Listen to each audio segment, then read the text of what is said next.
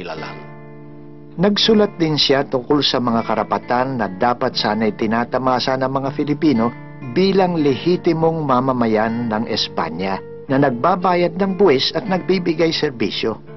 Isa rito ang sikat na liham sa mga babae ng Malolos na pinapurihan niya sa kanilang pakikipaglaban upang bigyan ng pagkakataong makapag-aral ng wikang Espanyol.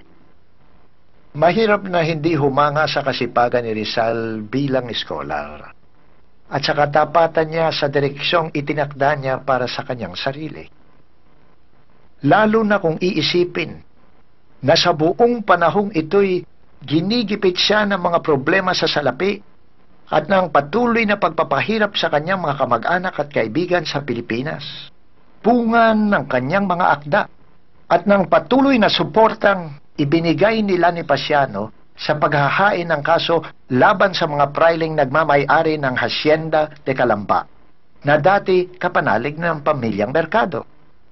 Ayon sa sulat ng bayaw niyang si Silvestre Ubaldo, Senyor Jose Rizal, sa kasalukuyan, 13 o 60 sakada ang nakademanda sa korte ng hukom tagapamayapa. Sakaling matalo, palalayasin sila at ipagigiba ang lahat, ang kamalig, ang asukalera at lahat ng nakatirik sa lupa. Ilang ulit ding ipinatapon sa tagbilaran ang bayaw niyang si Manuel Hidalgo, asawa ni Saturnina. Dinampot siya habang nagnonoche buena ang pamilya. At nang umabot ang kaso sa sukdulan, pinalaya sa mga magsasaka ng Kalamba kasama ang pamilya Rizal. Aking mahal na kapatid, napakasakit ng naganap na pagpapalayas. Ang otoridad, naroon silang lahat upang kamkamin lahat ng pag-aari ng mga pinalayas. Mga 300 pamilya ang inagawa ng kanilang lupa, bahay, hayop, ani ng asukal at bigas. Wala kaming magawa. Nagkalat ang mga gwardiya sibil. Ginugulo ang lahat. Pati mga batang 12 taon ay pinabibili nila ng sedula. Ang iyong nagmamahal na kapatid, Narcisa.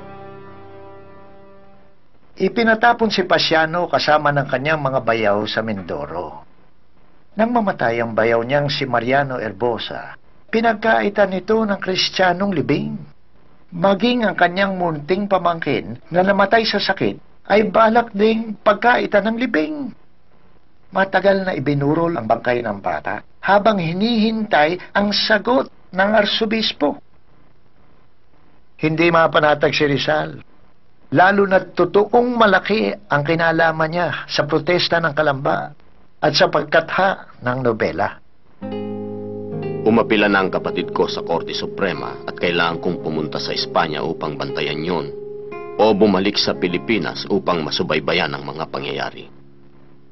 Nanaisin ko pang mamatay para sa aking mga kababayan kaysa mabuhay dito ng maginhawa. Pero pinigil siya ng kanyang mga kamag-anak at kaibigan. Ano pa bang magagawa niya sa Pilipinas, kundi dagdagan ng kanilang pasakit? Ang mga bagay na ito ang gumugulo sa isip ni Rizal nang mamalagi siya sa Espanya. Kaya hindi kataka-taka na hindi niya gaanong natanganan ang mga sumunod na pangyayari. Nagkaroon ng kaunting intriga sa pagitan ni Rizal at Del Pilar tungkol sa organisasyon at pamamalakad ng gawain ng mga Filipino sa Madrid. Sinasabi na nagsimula lamang ito sa palagiang pagpapayo ni Rizal tungkol sa pamamalakad ni Del Pilar ng La Solidaridad. Bukod pa rito ang madalas niyang panunuligsa sa pagpapabaya at pambababae ng mga Filipino. Walang mali siya ang mga payong ito ni Rizal. Siya ang tinitingalang pasimuno ng mga makabayang manunulat at hinirang na pinunong pandangal ng La Solidaridad. Gayunman, nang bumalik siya sa Espanya matapos ang mahabang panahon, marami siyang ideya at pangarap para sa mga Filipino roon na inakala niyang hindi siya mahihirapan na ipatupad.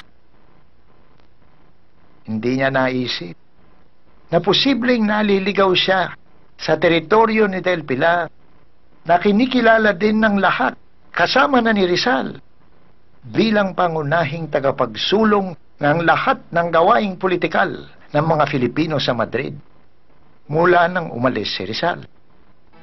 Ayon kay Rizal, sinamantala ng kampo ni Del Pilar, lalo na ng dati niyang karibal na si Eduardo Lete, ang isang eleksyon para sa pagkapinuno ng mga Filipino sa Espanya upang hiyain siya. Inakala ni Rizal na formalidad lamang ang eleksyon, pero ilang ulit na hindi sumapat ang botong nakuha ni Rizal sa napagkasundo ang mayorya.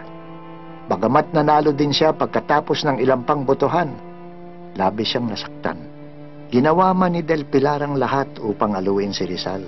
Lubha itong pinersonal ni Rizal na lubhang nasugatan sa mga pangyayari. Pero mayroon akong isang kahinaan. Marunong akong magpatawad, pero hirap akong makalimot. Kaya kung naaalala kong ikaw noon ang aking tagapagtanggol, hindi ko rin malimot na ikaw ang unang taong ginamit nila upang patalsikin ako. Hindi pa man humuhupa ang kanyang puot, nakatanggap siya ng isang sulat mula kay Leonor Rivera na taglay ang kamandag ng isa na namang kasawian. Wala na ang sulat na ito, pero nalalabi pa ang salaysay niya kay Blumentritt. Ang aking kasintahan na nanatiling tapat sa akin ng higit sa 11 taon ay magpapakasal na sa isang Ingles, isang inhinyero sa tren. Nang marinig ko ang balita, hinakala kong mababaliw ako, pero nakalipas na yun. Huwag mong pagtakhan na ipinagpalit niya ako sa isang Ingles na nagngangalang Keeping. Ang mga Ingles ay malaya, ako'y hindi. Nawaglit na sa kasaysayan ang mga sulat ni Rizal at Leonor sa isa't isa. Ayon sa isang kwento, matagal na inilihim ng ina ni Leonor ang mga sulat. Natuklasan lamang ni Leonor ang lahat nang malapit na siyang ikasal kay Keeping. Hindi niya inurong ang kasal, pero nagbigay ng ilang kondisyon. Dapat niyang makatabi ang kanyang ina sa simbahan. Hindi na siya kakanta habang buhay. At habang panahong hindi patutugtugin ang kanilang piano. Tapos na marahil ang bagyo. Sisikat na ang araw dahil ang lahat ay naglaho na. Nawala na ang lahat sa amin. Nawala na ang lahat sa akin. At wala nang maaaring mawala. Siguro na may bubuti na ang mga bagay. Ganoon niya ang nadama niya nang magtungo siya sa Biarritz, isang maayang bayan sa France malapit sa dagat. Biniyayaan siya ng panahon upang aluhin ng sarili, upang ayusin ang kanyang ikalawang nobela, upang umibig ng muli. Umibig siya kay Nelly Busted na sinusuyo ng kababayan niyang si Antonio Luna. Tinanong kita ng maraming beses kung may pagtingin ka kay Nelly at sinabi mong wala. Hinikayat mo pa nga akong ligawan siya. Noong lumaon ay natanggap din ni Luna ang mga bagay-bagay, bagamat minsan nang malasing siya ay muntik na silang magduelo ni Rizal. Nang lumaon ay nagkabati rin ng dalawa at ipinaubaya ni Luna kay Rizal ang babae. Pero hindi maaaring magpakasal si Rizal. Nakasangla ang puso niya sa kanyang mga gawain. Marami sanang dalaga na sana'y nakapagbigay liwanag sa aking buhay kahit isang araw man lamang. Subalit wala. Wala. Tulad ako ng mga biyahero na dumadaan sa lugar na hitik sa bulaklak. Nilalampasan nila ito sa kaiisip na may hinahanap silang kung ano na hindi nila mawari. Subalit paglaon, ang natatagpuan nila'y pawang disyerto at pagsisisi. Nagtungo si Rizal sa Belgium upang ipalimbag ang kanyang pangalawang nobela. Pero tulad ng dati, kinapos siya ng pondo. Naisanla ko na lahat ng alahas ko, tumitira ko sa isang maliit na silid, kumakain sa isang dukhang restauran para lamang maipalimbag ang aking libro. Kung hindi lamang ako naniniwala na may natitira pang mabubuting Pilipino, iibigin ko pang lamunin ng Diablo ang lahat.